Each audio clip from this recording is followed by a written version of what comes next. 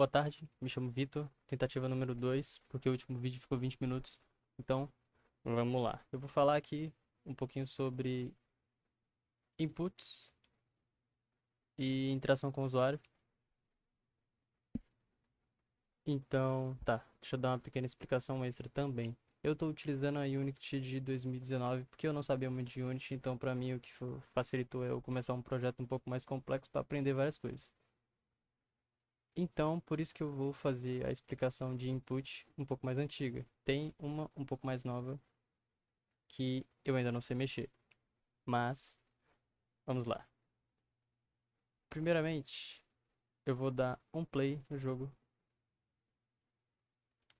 para vocês terem uma ideia do que se trata e do que tem aqui, certo? O personagem olha para onde está o mouse e se movimenta pelas setas do teclado, ok? Ok. Então vamos lá para o script do personagem, que na verdade é jogador. Show.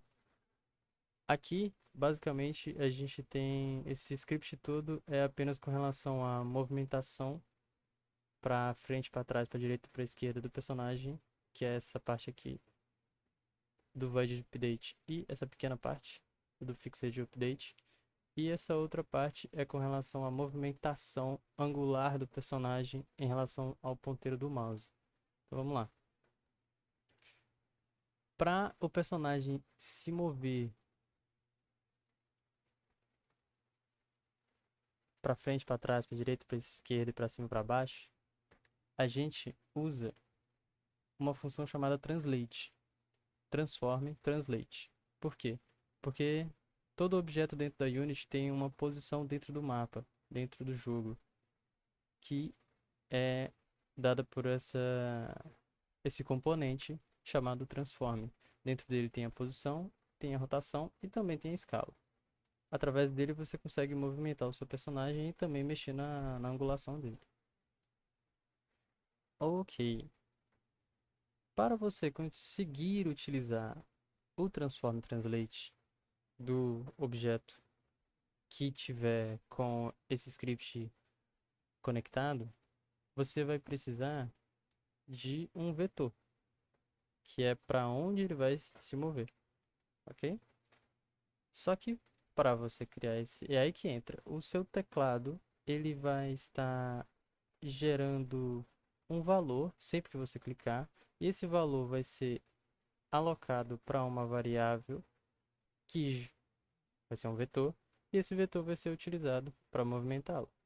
Então aqui a gente cria duas variáveis floats, uma para receber as entradas horizontais, que no caso é direita e esquerda, e outra nas verticais, que é frente e trás.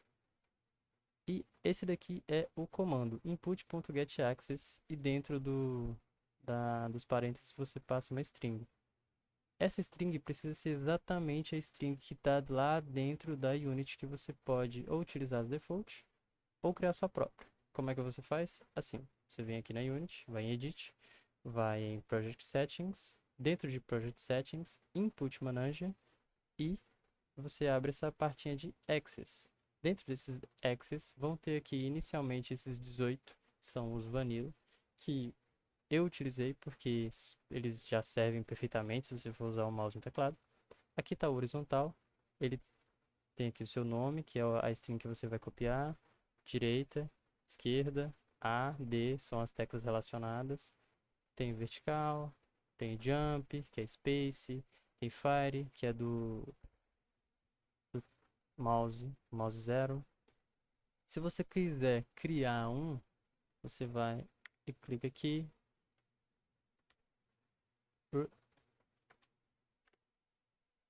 E você pode alterar do jeito que você quiser, você pode mexer do jeito que você quiser. Só que, se você fizer cagada, você vai ter que resetar. Beleza. Resetei aqui, tá tudo show. Então vamos voltar lá. Esse horizontal e esse vertical, eles estão relacionados com as teclas W, A, S, D e também com as setas do teclado. E eles vão estar gerando um valorzinho, um zero, que vão ser alocados nessa variável direção, que vão compor um vetor 3, que pode ter valores unitários de frente, trás, direita e esquerda. Não tem cima baixo, porque o meu personagem não pula, ele só vai pro lado. Aí você me pergunta, tá, se isso daqui faz o boneco andar, por que que tá comentado e o boneco tá andando? Simples. Ó, se você perceber aqui, eu vou dar play no jogo. Quando eu chego nessa parede, existe uma colisão. E quando essa colisão acontece, meu personagem não vai. Simples, né? Ok, tranquilo. Mas, porém, contudo, entretanto, todavia, isso acontece porque o cálculo de colisões e de movimentação estão todos sendo feitos através do Rigid Body e não através do Transform Translate, que é o... Toda hora eu esqueço o nome. É Transform mesmo. Não está sendo feito pelo Transform. Por quê? O que acontece? Se você mexe na posição do seu personagem com o Transform e depois a Unity vai fazer cálculos de porrada, cálculos de movimentação. Após essa mudança de movimento, você vai ter um tipo um mini bug, porque um componente está tentando empurrar, o outro componente está voltando e ele vai dar uma tremidinha feia. Eu vou mostrar essa tremidinha feia, só que eu tenho que ser rápido. Vou tirar aqui e vou comentar isso daqui, salva.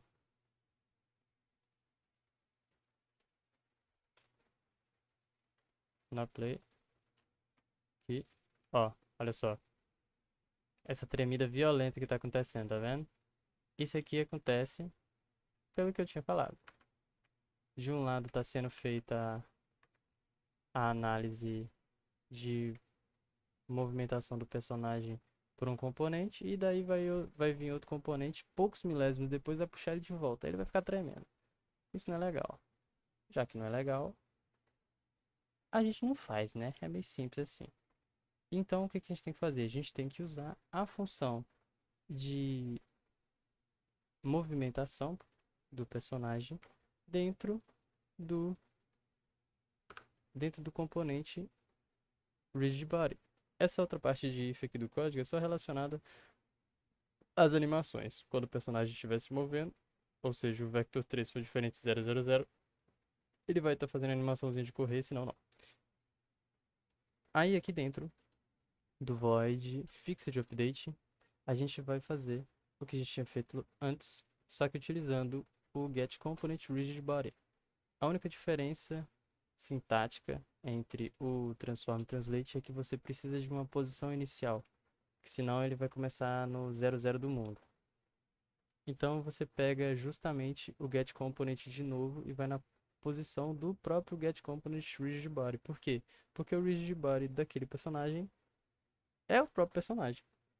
Então você já usa tudo com o rigid body e você facilita os cálculos da Unity para não dar bug. Não expliquei. Aqui a gente não usa só a direção, por quê? Porque é um vetor único, que pequenininho, né? Que vai ser atualizado de acordo com os frames, então ele vai acabar sendo muito rápido. Então a gente multiplica pelo time delta time. Dessa forma, a velocidade que o seu personagem vai se mover não vai ser com relação aos frames, vai ser com relação a um contador global que o Unity tem. Só que aí acaba que fica muito lento. E aí a gente multiplica pela velocidade do jogador, que é uma variável pública aqui que eu criei, para justamente dar uma balanceada, uma acelerada e encontrar uma velocidade legal. Show. Depois disso, aqui acaba toda a movimentação do personagem, podemos dizer. Eu não sei se eu expliquei o lance do Fixed Update, mas basicamente a diferença do Update e o Fixed Update. O Fixed Update é a mesma coisa do Update, só que feito para você usar funções relacionadas à física, funções relacionadas ao rigid body, que você vai usar bastante. Show. Então agora a gente vai para a explicação da movimentação do ângulo do personagem, né? Não só para onde ele anda. Como é que funciona? Aqui eu vou criar um raio Para criar esse raio, o que você precisa? O raio basicamente é um vetor. Ele precisa de um ponto inicial e para onde ele está indo, para onde ele está apontando. O ponto inicial é justamente a câmera. Se você prestar atenção à câmera aqui, o ponto inicial é a câmera e o ponto para onde ele está apontando é onde está o mouse aqui no meio do jogo, durante o jogo. Então vai ser uma setinha da câmera para o mouse. E aí eu crio um debug justamente para fazer de novo esse raio e eu conseguir ter ele visível, para facilitar entender o que está acontecendo. Depois disso eu crio um raycast, coloco o nome dele de impacto, para mim identificar onde esse raio estiver colidindo com qualquer objeto. E aí a gente entra aqui nesse if, que o objetivo dele é fazer a movimentação, a rotação do personagem na direção da onde está o mouse quando o raio colidir com algum objeto que tenha marcação de chão. Sim, marcação. Dentro da Unity você pode criar layers e através dessas layers você define que determinado objeto pertence a essa layer e assim no código você consegue delimitar mais fácil o que vai acontecer com aquele objeto. Então, basicamente, se basicamente sempre, né, vai estar o chão, o mouse vai estar apontando para o chão, porque a câmera está apontando para baixo. Enquanto o raio estiver tendo colisão com o chão, a gente vai criar um vetor 3 que vai receber um vetor que aponta do personagem para onde está acontecendo essa colisão. Ou seja, se você olhar aqui dentro do jogo, está rolando o jogo aqui, existe um vetor que está saindo do personagem para onde está o mouse. Esse vector 3, posição mouse, significa isso. Show? O tamanho dele varia, né? Porque depende de quão distante está. Enfim, show, é isso aqui. E aí a gente cria um quaterno chamado nova rotação para armazenar todos os valores com relação à angulação que o personagem está fazendo. Personagem não, que esse vetor está fazendo. E aí eu vou usar o getComponentRigidBodyMoveRotation, que é basicamente o move position, só que para a rotação. E para você usar o move rotation, você precisa de um quaterno, por isso que a gente criou anteriormente o quaterno. E manda para ele e ele vai ficar fazendo constantemente a alteração para onde o personagem está mirando. Outro ponto agora é o clique do mouse. Para você pegar o clique do mouse. Aqui eu vou utilizar o input.getButton, que ele vai retornar um true sempre que o botão estiver pressionado. No caso, o botão do mouse, o Fire 1. Sempre que ele estiver pressionado, constantemente vai estar dando true. E isso daqui, como está dentro do update, vai rolar uma cacetada de vezes. E o que ele vai fazer? Ele vai instanciar um objeto, que é a bala que eu criei. É um cubinho amarelinho, que vai ser no cano da arma, na posição do cano da arma, com a própria rotação do objeto que esse script está, que no caso deve ser a arma, enfim. Eu vou basicamente, sempre que clicar, soltar um quadradinho que vai sempre para frente. A parte que vai para frente está nesse código aqui. Basicamente o que ele usa é, de novo, o Move Position com o Rigid Body. Eu coloquei o Rigid Body dentro da bala e ele vai sempre estar andando para frente. O Transform Point Forward é utilizado para dar um vetor que vai sempre para frente, não com relação ao mundo, mas sim com relação ao próprio objeto. Beleza. Vamos ver aqui. É como tava, por isso que estava tirando tantas vezes, porque estava apenas como button. Assim, ó, como você pode observar, solta diversos tiros em uma pistola, então isso não faz muito sentido. Agora a gente pode utilizar outros, que não existe só o getButton. Tem o getButtonUp. O getButtonUp, basicamente, ele vai dar um sinal de true sempre que aquele botão for soltado. Ou solto, não sei, eu sou um imbecil em português.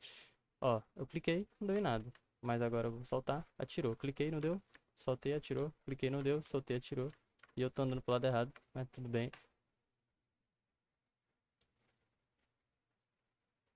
Vamos pro último agora, que é o botão down. Ele, a única diferença é como se ele tivesse uma flag, né? Tanto o botão down como o botão up e o get button não tem flag nenhuma, ele só rola infinitas vezes. Dá um play aqui. É isso daí. Espero que não tenha ficado 20 minutos. Muito obrigado. É nóis.